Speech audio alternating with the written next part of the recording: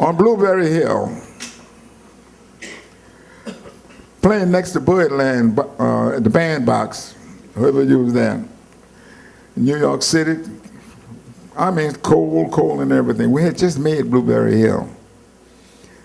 I didn't know, if you're musically inclined, I didn't know the chords to Blueberry Hill. Fats got in there and started singing.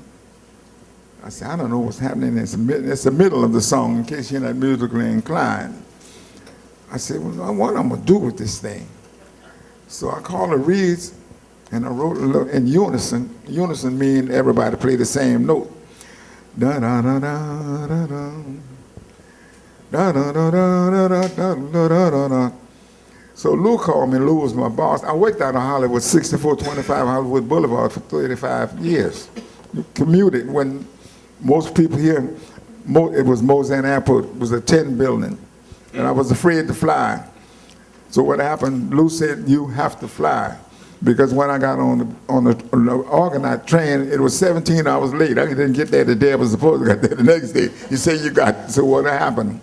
So I said, Lou. He said, we're releasing Blueberry Hill. I said, man, you crazy. No, that bridge is not right. He said, you know what you do? Write another bridge like that.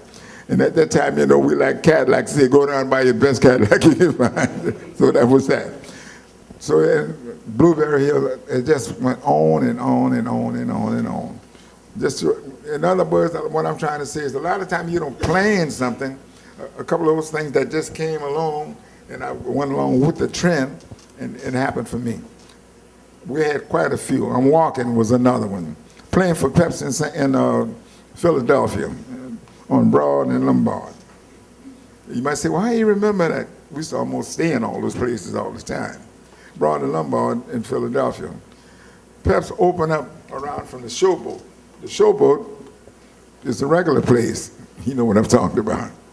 The Showboat was where I would really hang out every time we enjoyed the Showboat.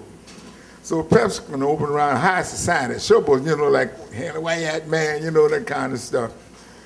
So Peps opened up. We got on the bandstand out there that Sunday, man. Peps didn't happen. Everybody wanted to go what's happening, you know. So we started, I'm walking. That's how we came up with I'm Walking. Didn't know, just jamming, just having fun. That's one of our biggest tunes right now, I'm Walking. So anyhow, anybody else got more Peps, just let me know. We cut 3 times 7 with her, and the Fat Man was Fats Domino. So how I came up with the Fat Man, because Fats was fat, and what actually happened, I'm talking about before TV.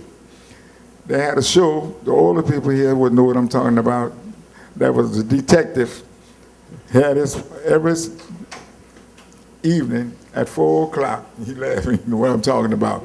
Every evening at 4 o'clock it would come on. At that time, most people didn't have, if you had one TV in the block, yet the whole neighborhood was there. So what happened? So I come up with, you know, I said, well, look, Fats is Fats. Let's call this the Fat Man. And sure enough, packed in jam and all that, man, the next thing I know, Hollywood, here we go. They call me the Fat Man, because I weigh 300 pounds, one of them kind of things. And man, another million sold. Just from one idea to the other, and we were very lucky with it. A lot of times we thought we had something better than that. And poor Cosmo, he just left here.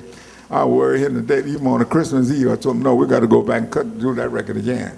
Because, well, I'm working in Hollywood. If I don't do it right, I'm not going to get my money. So I said, no, let's try it again.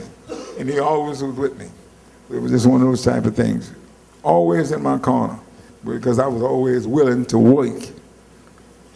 And we always end up with something. Ain't that a shame? Fast came up with that title. Ain't that a shame?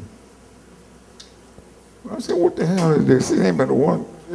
You made it cry, so you say goodbye. So what? So what is one of the biggest tunes we ever had? Simple, right to the point, and ain't that a shame? That's the way it happened. But you have to go along with what's going on, and you got the man that played the little cute solo in it. That's him. That's why I'm his friend, because he made some money for me.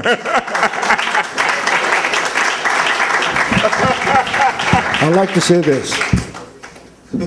Whenever we went into the studio to record, they would make sure that everything was did the right way. And when we finished, it was a hit. If we take it from 1 to 30 copies of one song, he did it the right way.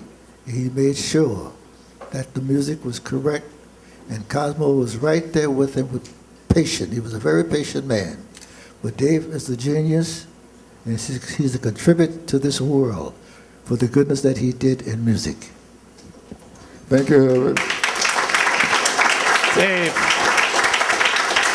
Dave. Yeah. Okay. Did you both practice these songs before you went in the studio, or did you learn them in the studio and then practice them right there? You know some good jokes. Getting fast to go somewhere and practice. Everything was done in the studio. Yeah, no, like some people say we get together 2, 3. Some of the other artists 2, 3 days before and all that kind of stuff. If Cosmo was, he could tell you, Dave, that's so and so and so. No, I don't want to do this. Then on top of that, then you got the jar of pickles you're gonna eat. And I would like to say this. They would always let me play my solos, what I felt inside of my heart. And what I felt inside my heart was love and giving to the public. Just as I look at you now, I love everyone out here, and looking the smile on your face, it comes back to me and makes me feel wonderful. Thank you.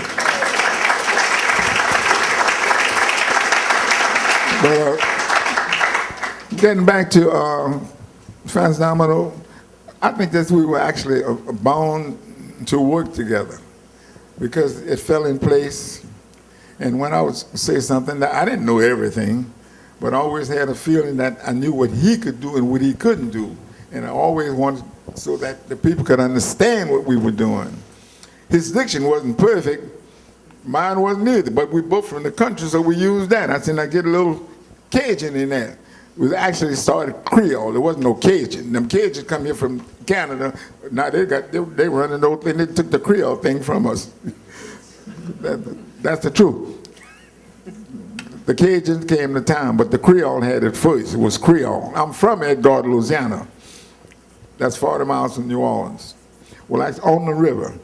But what I'm trying to say is, Fats and I, we worked together, and when we say, well, okay, let's go back and do this again, we make the track. Now, before the tracks, right, you make a track right now and go back and record it. Years ago, there wasn't no tracks. You had to do it right then and there. So we stayed at some time from 8 until maybe 2 in the morning, 8 at night to 2 or 3 o'clock in the morning. But we were very successful in what actually happened because we worked and worked like a dog.